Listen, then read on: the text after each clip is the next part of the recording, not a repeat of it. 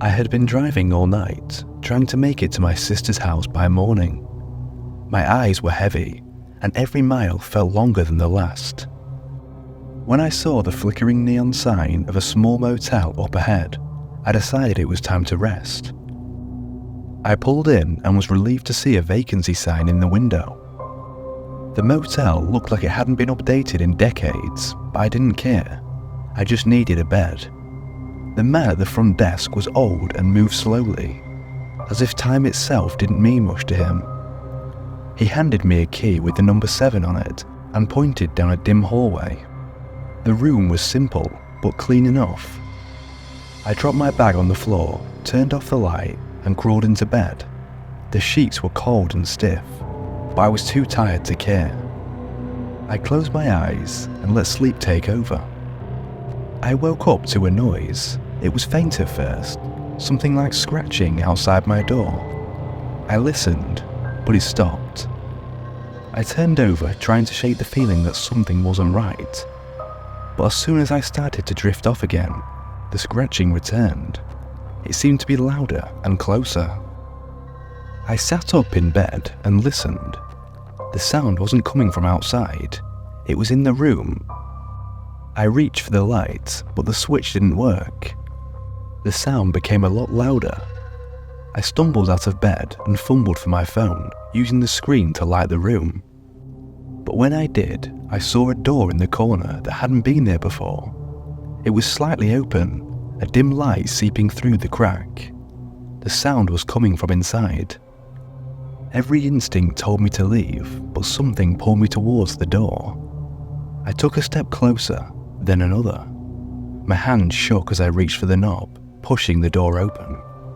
The light was blinding at first, but then I saw it, a small room, completely empty, except for a mirror on the wall. I stepped inside, unable to resist. My reflection looked back at me, but something was wrong.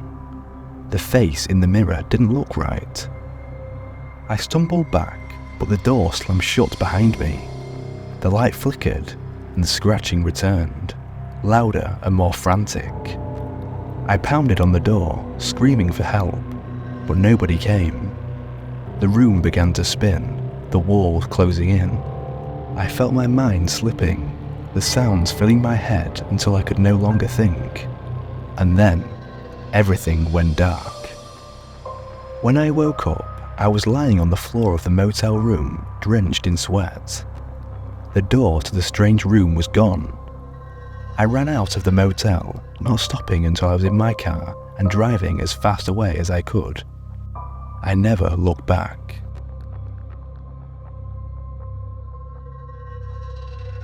When Josh and I decided to take a spontaneous road trip, we didn't plan much ahead. It was supposed to be a fun, carefree adventure, a break from our everyday lives. We left the city with just a backpack each and a few snacks. The day was filled with laughter, loud music, and pit stops at quirky roadside diners. We had no clue how dark our journey would turn. As night fell, the thrill of the road trip started to wear off, and we realized we had no place to stay. We were in the middle of nowhere, surrounded by endless woods and winding roads. Our phones lost signal hours ago, and we hadn't seen another car for miles.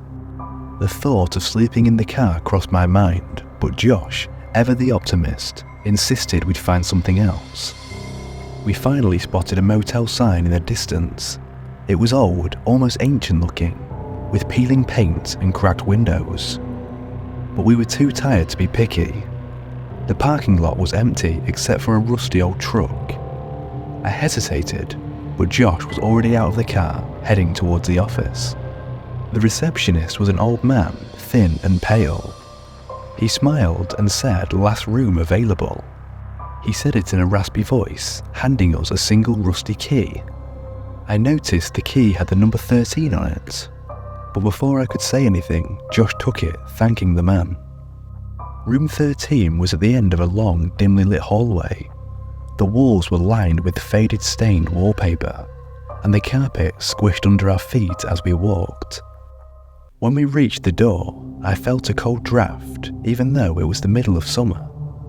I shivered, but Josh, ever the brave one, unlocked the door and pushed it open. The room was small, barely enough space for 2 twin beds, and the air smelt stale, like it hadn't been aired out in years. The wallpaper was peeling, and the only light came from a flickering bulb in the corner. But we were too tired to care. We tossed our bags on the floor and collapsed onto our beds. I tried to sleep, but something felt off. The room was too quiet, and the shadows seemed to move on their own. I kept hearing strange noises, whispers, faint footsteps, and what sounded like scratching behind the walls. Every time I turned on the lights, the noises stopped. I couldn't shake the feeling that we weren't alone. Josh, on the other hand, was out like a light. I envied him, wishing I could just close my eyes and forget the weird vibes of this place. But as the hours dragged on, the noises grew louder and more insistent. I sat up, heart pounding, and glanced over at Josh's bed. He was gone. I bolted upright, calling his name, but there was no answer. The room felt like it was closing in on me, the walls pulsing with each beat of my heart. I scrambled for the door, but it wouldn't budge. My breath caught in the back of my throat as I heard the whispering again, this time right behind me. I finally managed to push the door open and ran for the car, but it was gone. I waited outside all night for the next bus to come and got out of there. And I never saw Josh ever again. I was on a road trip, trying to clear my head after a rough breakup. The drive had been long, and I was exhausted by the time I saw the sign for a roadside motel. It was an old place, the kind that looked like it had seen better days, but I didn't care. I just needed a place to crash for the night.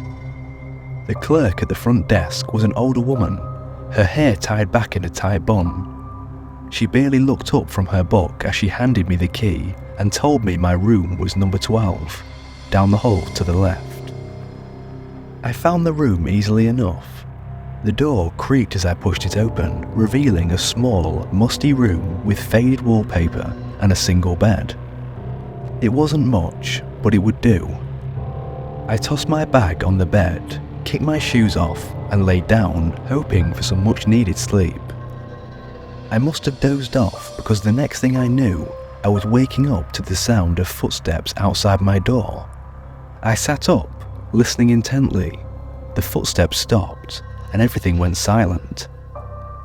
I thought it was probably just another guest, maybe someone who couldn't sleep. But then the doorknob started to turn. My heart raced as I watched it twist.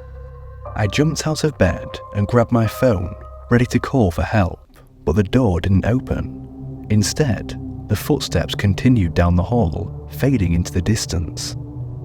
I stood there, shaken, but eventually convinced myself it was just somebody who had gotten the wrong room. I tried to shake it off and went back to bed, but sleep didn't come easy. Later, I woke up again, this time to a cold breeze. The window was open, though I was sure I'd closed it before lying down. I got up to shut it, but as I did, I noticed something odd. The door to the room across the hall was open. It was pitch black inside, but I could see a figure standing there, just beyond the threshold. I froze, my hand on the window latch. The figure didn't move, didn't make a sound. It just stood there, staring at me. Or at least I thought it was staring. I couldn't see a face, only a shadowy outline. Terrified, I shut the window, locked it, and backed away from the door. I sat on the bed, gripping my phone, my heart pounding so hard I thought it might burst. I wanted to run, but I couldn't bring myself to open the door, not with that thing outside. I spent the rest of the night sitting on the bed, staring at the door, waiting for something to happen. But nothing did. The figure never moved, never made a sound.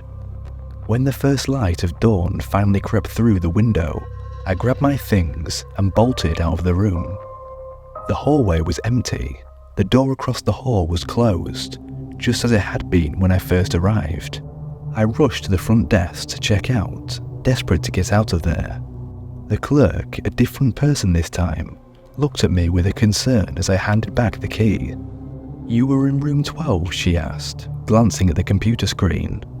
"Yeah, why?" I replied. She frowned and said, "There is no room 12.